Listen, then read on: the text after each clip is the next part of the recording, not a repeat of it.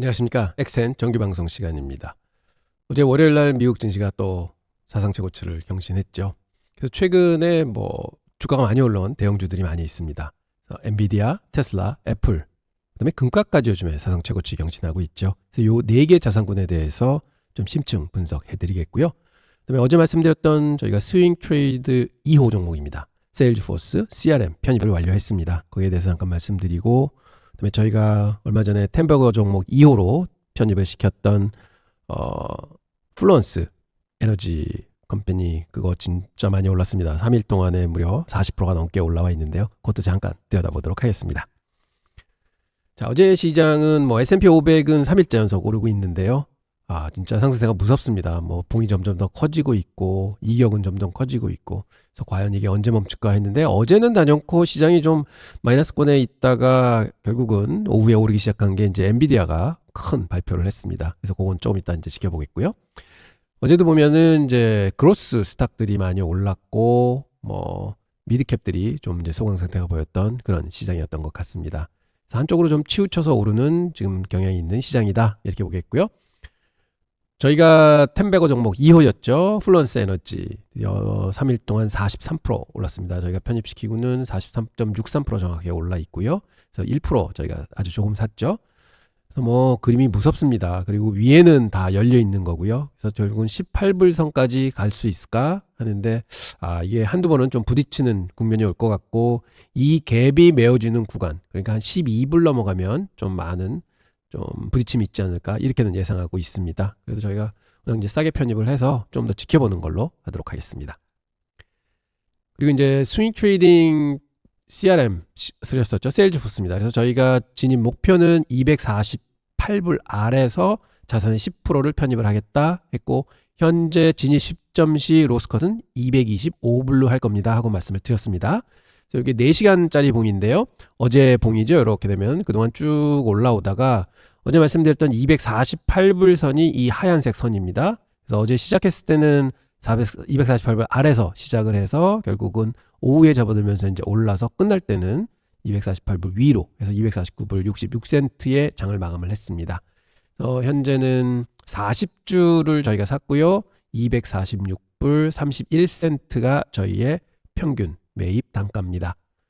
지금 페이팔 하나 들어가 있고 세일즈포스 하나 들어가 있고, 그래서 2개의 스윙 트레이딩 종목이 있다 하고, 현재 로스컷은 225불 선에 자리 잡고 있습니다. 그래서 이게 주가가 발현되는 걸 보면서 상방에서 이제 파는 타겟을 저희가 이제 결정을 할 건데요. 이건 조금 더 주가가 진행되고 난 후에 결정을 하도록 하겠습니다. 그리고 만약 주가가 꺾인다 그러면 저희가 한 15%까지는 진입한다고 말씀을 드렸는데요. 좀 언제 또 진입할지 정하고 그다음에 로스컷을 확정하도록 하겠습니다. 자, 저희 엑스템 포트폴리오 지수 대비해서 이제 3% 아웃퍼폼 하고 있고요. 어제 또 지수를 아웃퍼폼해서 지금 16.54% 수익이 나고 있습니다. 6월 초부터 시작했다가 7월 달에 전부 포지션 엎었다가 다시 한 7월 말서부터 이제 운용을 시작해서 지금 좋은 성과를 내고 있습니다. 현재 투자 금액, 수익 금액상으로 보면 테슬라 가장 많은 수익을 줬고요. 4,300불의 수익을 주고 있습니다. 그리고 손실 난 거는 지금 나녹스하고 마이크로스트레터즈하고 서클이 이렇게 손해 난 거는 지금 투자한 거는 수익이 나고 있는데요. 예전에 기억하실지 모르겠지만 한 달 반 전에 저희가 서클을 스윙 트레이딩을 한번 했었습니다. 그래서 돌파할 때 샀다가 로스컷이 걸려서, 그때 많이 빠질 때죠. 로스컷 걸렸을 때 좀 손실을 봤던 부분이 계속해서 지금 손실로 남아 있습니다. 자, 요게 저희가 이제 목표로 하는, 좀 수익 날 때 많이 나고 손실 날 때 적게 난다 하는 게 저희의 운용 목표다, 이렇게 말씀드리도록 하겠습니다. 자, 엔비디아입니다. 엔비디아 그림 보시면 현재 역사상 최고점을 3번째 두드리고 있습니다. 그래서 여기에 큰 저항선이 있는데 그거를 어제 큰 양봉을 보면서 이제 뚫으려고 노력을 했고요. 이제 오늘 저녁 때 보면 이거를 만약 뚫고 올라간다 그러면 굉장히 좋은 사인으로 보고 있습니다. 근데 현재 거래량이 계속 늘면서 상승하는 그림, 이건 굉장히 좋은 그림이라고 말씀을 드리겠고요. 그래서 어제 사실은 엔비디아가 시장을 플러스권으로 돌입하도록 만들어줬습니다. 그 내용 한번 살펴보시죠. AI의 역사를, 아니 어쩌면 산업의 미래를 통째로 바꿀지 모르는 거대한 발표가 있었습니다. 엔비디아와 오픈 AI, 현존하는 AI 생태계 알파와 오메가가 두 거인이 사실은 손을 잡았다고 할 수 있겠습니다. 하지만 이것은 단순한 협력이 아니라 무려 1,000억 달러에 도달하는 우리 돈으로 140조 원이죠. 이 큰 판돈이 걸린 AI의 미래를 건 세계의 도박이라고 할 수 있습니다. 또한 가장 위대한 도전이라고도 할 수 있겠습니다. 자, 무슨 내용인지 한번 보겠습니다. 이번 발표의 핵심은 바로 전략적 파트너십입니다.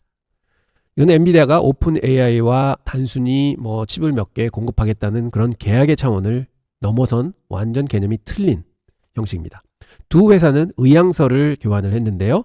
오픈 AI의 차세대 AI 모델을 개발하고 운영하기 위한 세상에 없던 최초 규모의 AI 인프라를 함께 구축하기로 합의를 한 겁니다.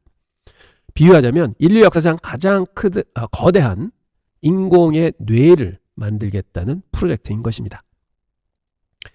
이 프로젝트의 스케일은 체감하시기 굉장히 어려울 텐데요. 요 세 가지 숫자만 기억하시면 됩니다.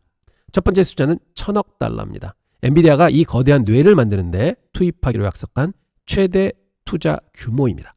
감이 잘 안 옵니다만 우리나라 돈으로 140조 원 되고요. 그러니까 웬만한 국가의 1년 예상과 맞먹는 어마어마한 돈이 AI라는 단 하나의 목표를 위해서 투자가 된다. 이렇게 기억해 주시면 됩니다.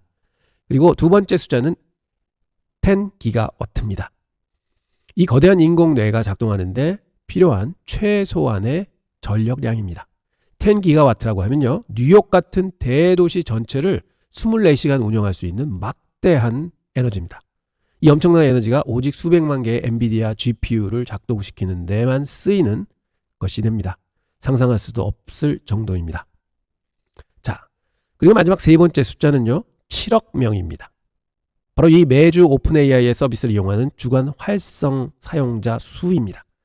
왜 이런 천문학적인 돈과 에너지를 쏟아붓느냐 하는 대답이 바로 이 7억 명의 사용자가 있기 때문에 투자를 하는 겁니다. 결코 마르지 않는 수요의 원천이 되는 것이죠. 그렇다면 엔비디아는 이 엄청난 베팅을 통해 무엇을 얻으려는 걸까요? 이것은 단순히 칩을 파는 것을 넘어서요, AI 시대의 게임의 룰을 직접 만들겠다는 거대한 야망인 것입니다. 어마어마한 전략적 접근이라고 볼 수 있습니다. 핵심은 세 가지입니다. 첫 번째는요, 누구도 따라올 수 없도록 압도적인 수요를 확보한다는 것이고요. 둘째는 AI 시장에서 리더십을 더욱더 확실하게 하겠다, 이런 얘기고요. 셋째는 완전히 새로운 차원의 수익을 창출하는 것을 확신하겠다, 이렇게 볼 수 있습니다. 하나씩 자세히 살펴보도록 하겠습니다. 첫 번째 기회는 강력한 수요 확보입니다. 말이 필요 없습니다. AI 업계 1위인 오픈 AI가 미래 10기가와트의 규모의 인프라를 엔비디아와 함께 약속한 것입니다. 이보다 더 확실한 보증 수표는 없습니다.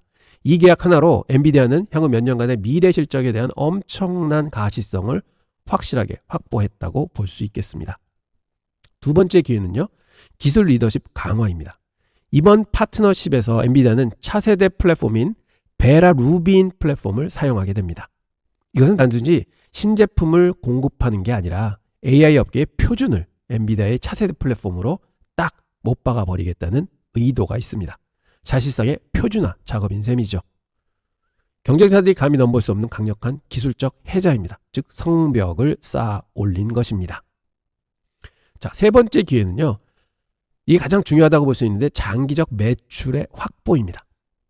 기존 사업 모델은 칩을 한번 팔면 그냥 끝나는 겁니다. 일회성에 끝납니다. 그런 모델이었는데 이제는 다릅니다. 오픈 AI의 7억 유저 기반에서 서비스가 확장되고 모델이 업그레이드가 됩니다. 그러면 엔비디아의 매출도 함께 성장을 합니다. 반복적 매출 구조의 전환이 가능해지는 거죠. 이게 바로 통신사나 소프트웨어의 구독 서비스 같은 겁니다. 매우 예측 가능하고 안정적인 수익을 창출할 수 있다는 의미가 있습니다. 하지만 여러분, 세상에 공짜는 없죠. 이 1,000억 달러짜리의 계획 이면에는 그만의 거대한 그림자도 있고 리스크도 존재합니다. 이 모든 청사진은 한순간의 물거품이 될 수도 있습니다. 치명적인 장애물이 도사리고 있다는 것은 절대 잊어서는 안 되는 것입니다. 자, 그럼 그런 중요한 장애물들, 즉 우리가 직시해야 할 주요 장애물을 한번 정리해 보도록 하겠습니다. 첫 번째는 인프라의 구축 문제입니다.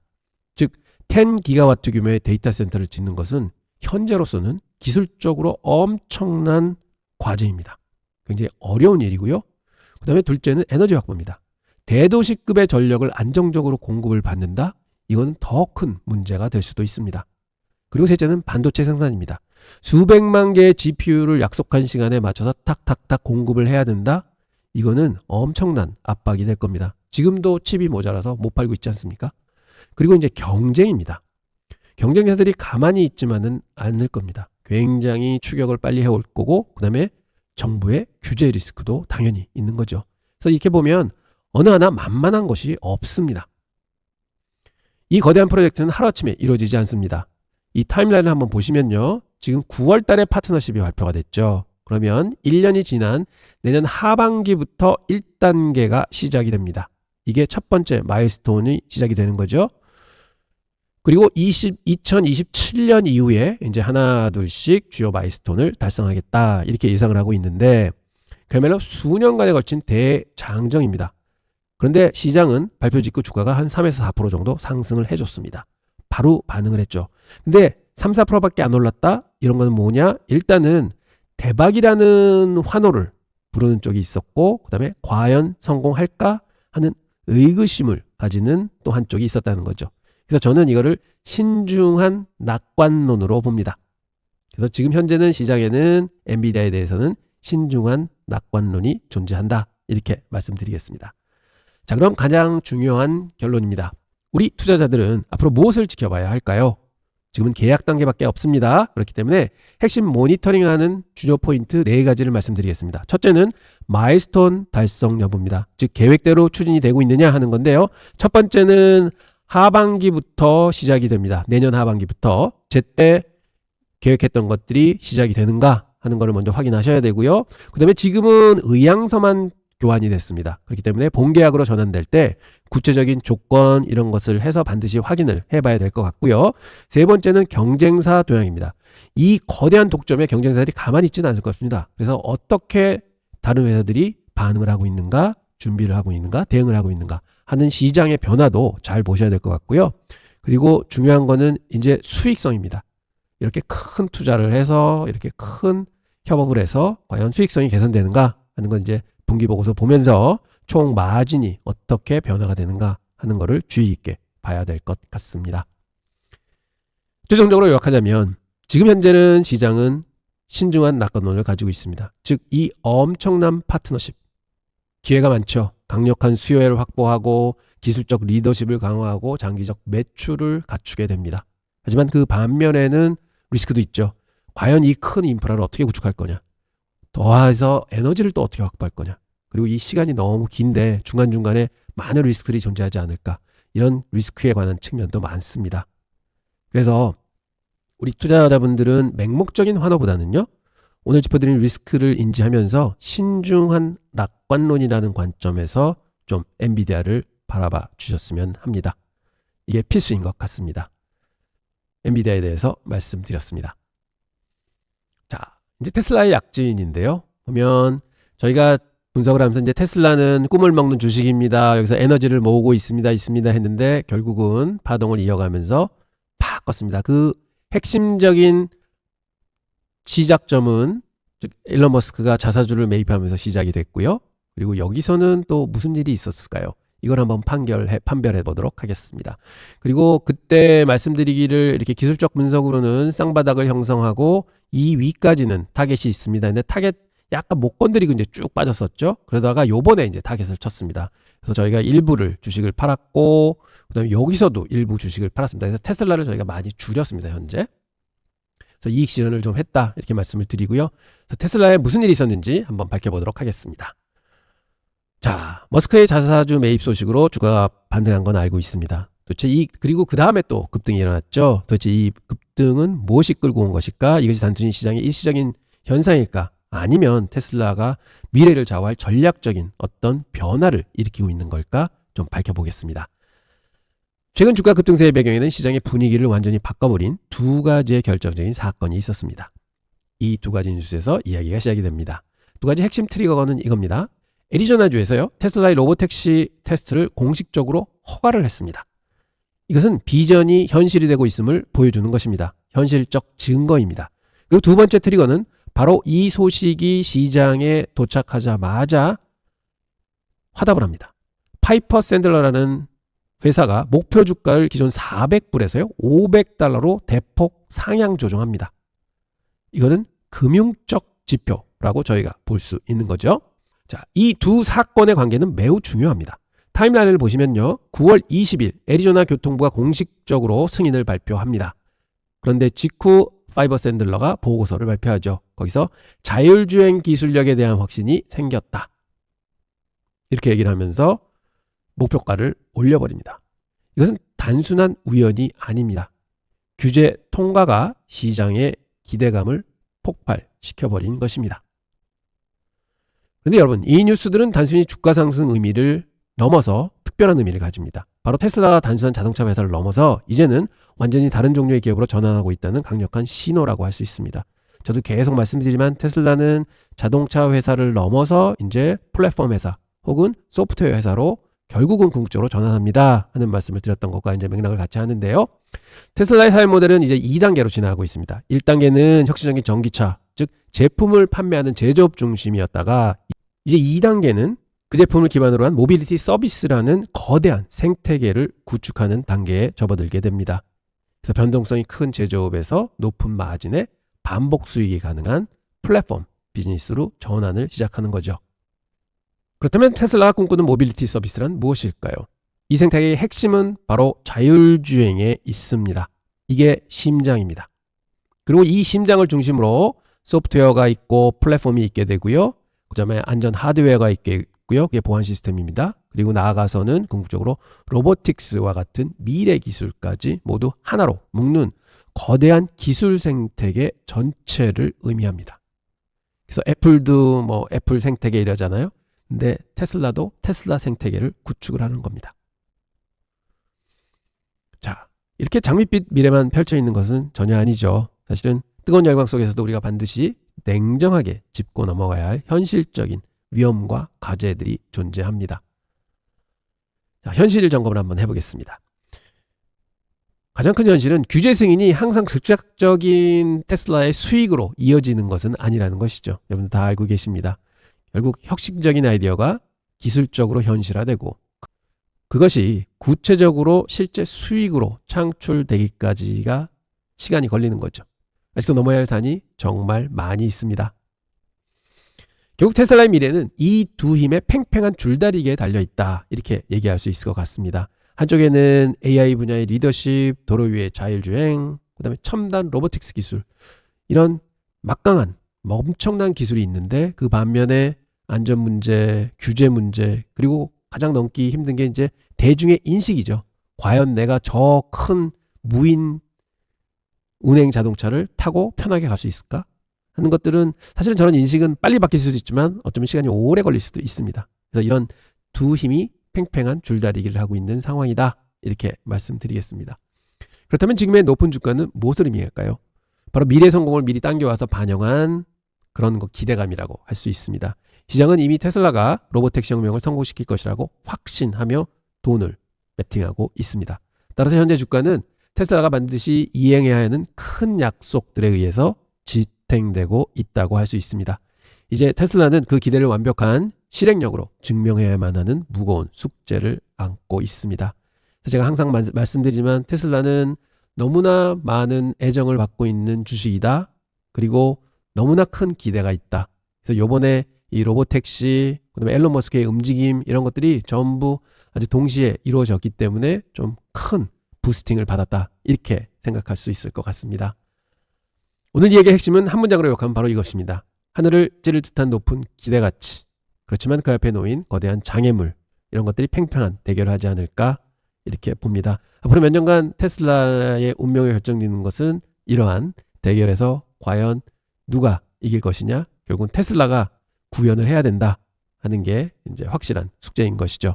그래서 보면 주가는 왜 작년 트럼프 대통령 당선하기 전에 이제 일론 머스크가 트럼프를 도와서 당선을 이제 시켰습니다. 그때 주가가 쭉쭉쭉 올라서 480불까지 올라왔습니다. 그때 기대감은 뭐였냐? 앨런 머스크가 정부의 이제 트럼프를 도왔기 때문에 이런 규제에 대해서 굉장히 빨리 풀고 로보택시를 혹은 자율주행을 신속하게 진행을 할 수 있겠구나. 그래서 그 기대에 480불을 갔었고 그 위에 진짜로 뚜껑을 열어보니 아닌데 별로 힘이 없을 것 같은데 그리고 막 싸우기도 하고 뭐 이러면서 결국 나왔잖아요. 그래서 이제 기대감이 많이 꺼져서 또 거기서부터 반토막이 났었고 그리고 지금 이제 보니 앨런 머스크가 나와서 열심히 하고 자기 돈으로 주식도 사고 그런데 갑자기 이렇게 규제도 좀 풀리는 것 같고 그러니까 기대감이 다시 한번 확 살아나는 거죠. 그러니까 거의 480불 고점에 근접해 와 있습니다. 이런 걸 보면 시장은 아직 테슬라에 대한 기대가 굉장히 크구나. 그래서 조그만 뉴스에도 이제는 굉장히 업상승을 할 수 있는 그런 힘은 가지고 있구나. 하지만 또 반대로 생각하면은 또 이게 너무 시간이 좀 질질질 끌린다. 그럼 또 실망 매물이 나오면서 저번처럼 좀 고생을 좀 할 수 있겠구나. 이런 게 동시에 지금 남아있는 것 같습니다. 여러분들 잘 판단하시고 한번 매매하시면 좋을 듯 합니다. 그래서 저는 여러분들께 이제 최종 질문을 하나 드립니다. 과연 로보택시는 테슬라를 다음 단계로 이끌어줄 가장 순탄한 여정이 될까? 아니면 지금까지 겪어보지 못하는 가장 험난한 여정이 될까? 그 답은 테슬라에게 달린 거죠. 여전히 테슬라는 많은 분들의 사랑을 받기도 하지만 결국은 아직도 꿈을 먹고 있는 주식이다. 이렇게 저는 평하고 싶습니다. 테슬라 말씀드렸습니다. 자, 이제 애플입니다. 애플도 최고가 경신이 임박했습니다.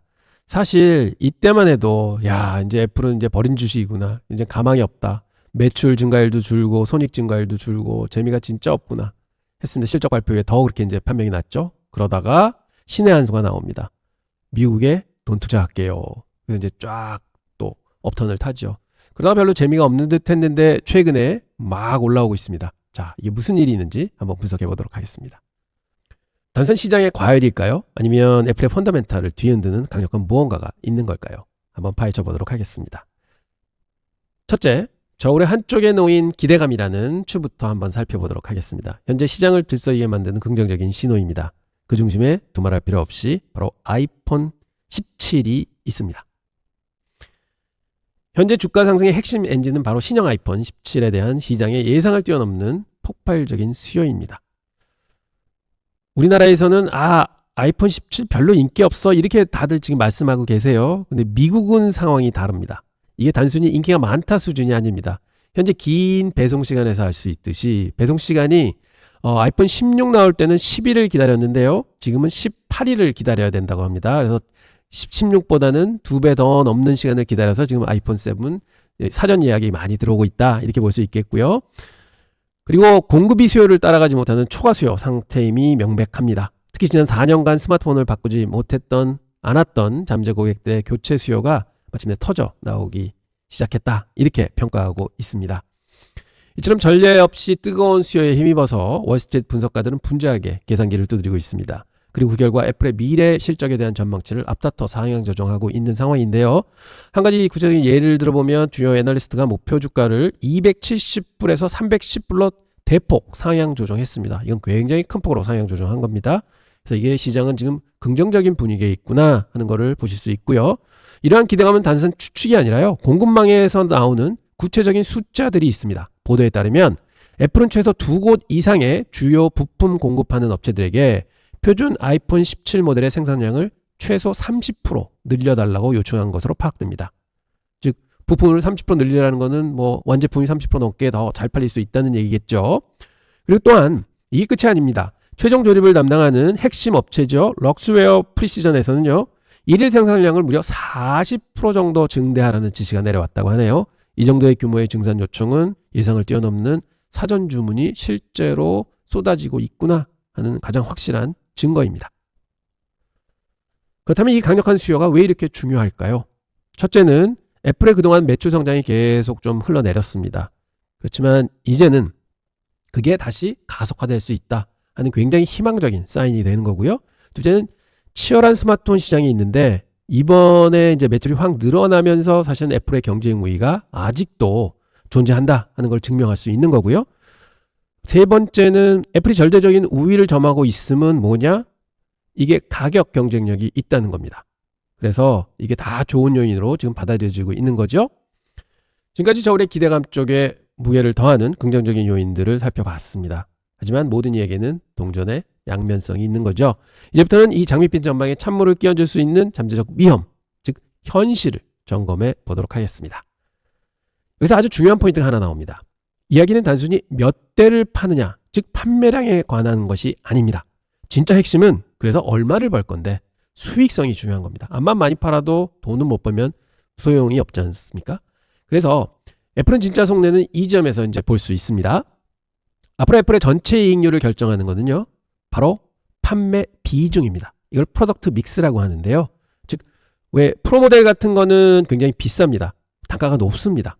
그래서 프로모델 판매가 증가를 한다 그러면은 수익성이 굉장히 개선이 될 테고요. 반면에 싼 기본 모델이 판매가 증가가 된다. 그래서 전체 매출이 늘었다. 이렇게 되면 사실은 수익성에 압박을 좀 받을 수가 있죠. 그래서 고려해야 할 역풍은 이뿐만이 아닙니다. 언제 터질지 모르는 잠재적 관세 문제, 또 지정학적 리스크가 있지 않습니까? 그래서 수익성을 압박할 수가 있고, 그 다음에 지금처럼 높은 기대치가 조금이라도 실망으로 바뀔 경우에는 주가가 더 큰 폭으로 좀 충격을 받을 수도 있습니다. 또한 시장이 계속해서 주시하고 있는 애플의 AI 전략이 기대에 미치지 못할 경우에는 투자 심리는 더 악화될 수 있다. 이런 악점들도 가지고 있습니다. 자, 그럼 한 걸음 물러나서 이 복잡한 신호들을 어떻게 해석할지 큰 그림을 한번 읽어보겠습니다. 자, 여기서 아주 흥미로운 포인트가 하나 있습니다. 현재 주가를 움직이는 것은요, 사실은 애플의 공식 발표가 아닙니다. 애플은 공식적으로 뭐를 발표한 게 하나도 없습니다. 지금의 모든 이런 정보는 비공식 보도에서 나온 것들이고요. 그 다음에 분석가 리포트에서 나온 얘기들이고, 그 다음에 공급망 다른 회사들에서부터 흘러나온 소식들입니다. 사실은 카더라 소식일 수도 있습니다. 그래서 결론은 뭐냐? 한마디로 시장 심리가 지금 주가를 끌어올리고 있다는 것입니다. 결국 지금 상황을 보면 한쪽에는 강력한 아이폰 수요, 목표가 상향, 생산량 증가 같은 순풍이 주가를 밀어올리고 있습니다. 그렇지만 다른 한쪽에는 수익성이 좀 압박 가능성도 있다. 그 기대치가 너무 높다. 혹은 이게 다 비공식 정보다. 이런 것들이 또 이제 발목을 잡을 수 있죠. 그래서 이게 팽팽하게 좀 겨루고 있지 않는가 이렇게 보고 있고요. 그래서 우리가 오늘 분석해서 내릴 수 있는 가장 중요한 결론은 뭐냐? 현재 애플 주가는 확정된 결과에 근거한 것은 아니다. 점점 더 높아가지는 기대감, 그런 것을 연료로 해서 지금 상승을 하고 있는 것이다. 즉 아직 현실이 아닌 꿈이 주가를 움직이고 있다고 볼 수 있습니다. 사실은 기대치가 주가를 올리는 거죠. 어떨 때 보면 뉴스에 팔아라. 즉 모든 게 뉴스로 현실화되면 그때 이제 내리는 겁니다. 그래서 결론은 지금 현재 애플에 대한 기대치는 굉장히 좋은 상황이구나. 이런 것을 느낄 수 있습니다. 이렇게 높은 기대감으로 달리고 있는 주가, 과연 현실은 이 뜨거운 기대에 부응할 수 있을까요? 우리 투자자분들은 향후 발표될 공식 판매 데이터하고요, 실적 가이던스를 통해서 이 기대감이 현실이 되는지 반드시 확인하셔야 합니다. 자, 애플 분석이었습니다. 자, 이 그래프 보시면 와, 이런 주식도 있네. 근데 주식이 아니라 이건 금입니다. 보시면 5년간의 그래프인데요. 사실은 2021년, 22년에는 이렇게 좀 오다가 24년도부터 금값이 확 오르기 시작했습니다. 자, 한번 분석해 보겠습니다. 바로 골드러시 2025라고 이제 제목을 붙였는데요. 금이 연일 사상 최고치를 막 돌파하고 있죠. 전 세계 시장을 뜨겁게 달구고 있습니다. 과연 이 현상의 진짜 원인이 무엇이고 앞으로 전망은 어떻게 될지 한번 보도록 하겠습니다. 3740, 어제 3740불을 돌파했습니다. 지난 1년 동안의 수익률을 보면 무려 40%가 올랐고요. 올해 들어서만 25%의 상승률을 기록하고 있습니다. 말 그대로 하늘 높은 줄 모르고 올라가고 있습니다. 연일 사상 최고치를 계속 경신하고 있는데요. 이 엄청난 랠리, 그 이유를 하나둘씩 살펴보도록 하겠습니다. 첫째 핵심 동력은 바로 연준의 피벗이죠. 결국은 금리는 인하된다, 인하했다. 뭐 이런 기대감이 계속 이어지는 거고요. 왜 이러느냐 보면 금은요, 이자를 주지 않습니다. 아무 캐시플로우가 안 나옵니다. 그래서 금리가 아주 높을 때는 뭐 4%, 5%, 6% 이렇게 있을 때는 금이 매력이 없습니다. 왜냐하면 이자를 그만큼 많이 받을 수 있으니까, 예금하면. 그런데 시장은 지금 연말까지 2차례 금리 인하가 더 있을 거다, 이렇게 지금 예상을 하고 있습니다. 그래서 은행에 돈을 묶어 넣어도 이제 이자가 점점점 낮아지니까 매력이 없어지는 거죠. 그래서 금을 보유하기 위해서는 예금을 털고 금을 사야 되잖아요. 그래서 기회비용이라고 그러죠. 이 돈에서 나오는 이자를. 기회비용이 점점 낮아지고 있는 겁니다. 그래서 금에 대한 매력이 점점 커지고 있다. 이런 게 바로 첫 번째 핵심 동력이다. 이렇게 말씀드리겠습니다. 두 번째 동력은 바로 기관 투자가들의 귀환입니다. 여기엔 두 가지 큰 흐름이 있습니다. 전 세계 중앙은행들이 꾸준히 금을 사고 있습니다. 이는 금 가격이 쉽게 폭락하지 않도록 받쳐주는 굉장한 지지 세력이 되는 거죠. 둘째, 서방 투자자들이 ETF를 통해서 다시 금 시장으로 돌아오고 있다고 합니다. 이 자금이 유입되면서 새로운 상승 모멘텀이 일어나고 있다. 그래서 랠리를 더 가속하고 있다. 이렇게 얘기하고 있습니다. 세 번째는 지금 좀 아직도 세상이 불안합니다. 그래서 이게 안전자산이죠. 무슨 얘기가 있냐면 믿을 건 금밖에 없다. 이런 얘기들이 많죠. 그래서 러시아 관련 지정학적 리스크 계속 존재하고 있죠. 팔레스타인 국가 인정하니까 중동의 불안감이 계속 고조되고 있죠. 전 세계 정부들의 부채가 눈덩이처럼 불어나고 있습니다. 그래서 뭔 일이 터질 수 있다. 이런 생각도 들고 있습니다. 그래서 우리가 쓰는 돈, 즉 화폐 가치에 대한 근본적인 신뢰가 조금은 흔들리고 있는 겁니다. 그래서 총체적 불안감이 투자자들을 가장 원초적인 안전자산, 즉 금에 수요가 몰리도록 하고 있는 거죠. 자, 네 번째 동력입니다. 달러입니다. 달러 가치가 자꾸 약세로 가고 있습니다. 금년도만 해도 달러 가치가 11%나 하락을 했습니다. 바로 그 기간 동안 금값은 25% 급등을 했습니다. 약한 달러는 금값 상승을 이끄는 아주 강력한 촉매제 역할을 하고 있습니다. 금과 달러는 시소와 같다. 이렇게 생각하시면 되실 것 같습니다. 시야를 조금 더 넓혀보겠습니다. 지금 이 랠리는 금 혼자만의 얘기가 아닙니다. 석유 시장은 지정학적 리스크와 공급 과잉 우려가 맞서면서 제한적인 움직임을 보이고 있는 반면에 다른 기금속들은요, 많이 올랐습니다. 음값의 경우는 무려 14년 만에 최고치를 경신을 했고요. 백금과 팔라듐 역시 동반 상승을 하고 있습니다. 기금속 시장 전반에 걸쳐서 랠리가 펼쳐지고 있는 거죠. 안전자산 선호 심리가 얼마나 강력한지 보여주고 있는 것입니다. 자, 그럼 가장 중요한 향후 전망입니다. 앞으로 우리는 무엇을 지켜봐야 할까요? 단기적으로는요, 이번 주에 지켜봐야 할 요인들이 좀 있습니다. 첫째는 미국 근원 물가죠. PCE 물가입니다. 금요일에 발표가 나오는데요. 연준이 금리 결정에 가장 중요하게 보는 데이터죠. 그래서 이 지표가 어떻게 나오냐에 따라서 시장의 금리나 기대감이 많이 바뀝니다. 그래서 금요일 날 좀 지켜보시고요. 또 오늘 미국에서는 파월 연준장의 발언이 있습니다. 그의 한마디의 시장의 기대 심리가 크게 흔들릴 수 있기 때문에 우리는 그의 발언에 모두 촉각을 곤두세워야 할 것 같습니다. 결국적으로 보면 금값이 폭등했다. 그 이유가 뭐냐? 금리 인하 기대감도 있었고 기관의 수요 증대도 있었고 지정학적 리스크도 계속 존재하고 그다음에 약 달러도 있었다. 이 모든 조건이 딱 맞아 떨어진 겁니다. 즉 소위 얘기하는 퍼펙트 스톰이죠. 네 개가 어떻게 딱 맞아 떨어지지? 그래서 금값이 폭등을 한 겁니다. 그래서 우리는 어쩌면 거대한 귀금속 랠리의 시작점에 있는 것인지도 모릅니다. 금값의 상승, 진짜 상상을 초월할 정도. 요즘에 한 돈에 90만 원이라고 하던가요? 전 그렇게 들은 적이 있습니다만 참 놀랍습니다. 투자에 참고하시기 바랍니다. 자, 이제 마감하도록 하겠습니다. 엑스텐 목표 10년 후 10배 말씀드렸죠. 그래서 연평균 25.9%. 그건 어떻게 내느냐? 주식시장 평균 14.9% 날 겁니다. 그리고 거기에 추가적으로 저희가 매해 12%씩 더하면 됩니다. 그럼 25.9% 나오고 그걸 10년을 반복을 하게 되면 결국은 1억의 돈이 10억이 된다. 10배가 된다고 말씀을 드렸고요. 그래서 10년에 10배 하면 10 곱하기 10 하면 100이죠. 그래서 100까지 두근거리며 산다.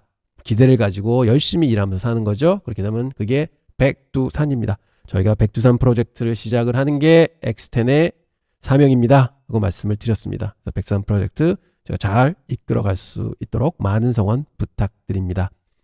그리고 아무래도 커뮤니케이션이 많이 이제 유튜브는 힘듭니다. 그래서 제가 inbexgpt@gmail.com 이렇게 이메일을 하나 열어놨고요. 그래서 궁금하신 점이나 문의사항이나 건의사항이 있으시면요. 일로 아주 편하게 구어체로 적으셔도 됩니다. 저한테 이메일 보내주시고요. 그럼 제가 답변 바로 드리도록 하겠습니다. 그리고 저희가 이제 구독자분이 한 7,000분에 근접하고 계세요. 그래서 저희가 이제 10,000분으로 이제 딱 뛰어넘기 위해서 제가 한번 이제 조만간 이제 기획을 할 겁니다. 그래서 오프라인에서 좀 몇 분 이렇게 초대 드려서 좀 말씀도 나누고 저희 이제 채널이 좀 어떻게 좀 발전했으면 좋겠다 하는 좋은 의견도 좀 많이 들어보려고 합니다. 그래서 제가 조만간에 어나운스를 좀 해드리겠습니다. 그래서 뭐 시내에 있는 장만 식당에서 좀 모시고 식사도 대접하고 한 뭐 5분에서 10분 정도 모시고 한번 대담을 나눌 그럴 기회를 갖도록 하겠습니다. 그래서 그때 많은 좀 참여 또 부탁드립니다. 자, 오늘은 여기까지로 마치겠습니다.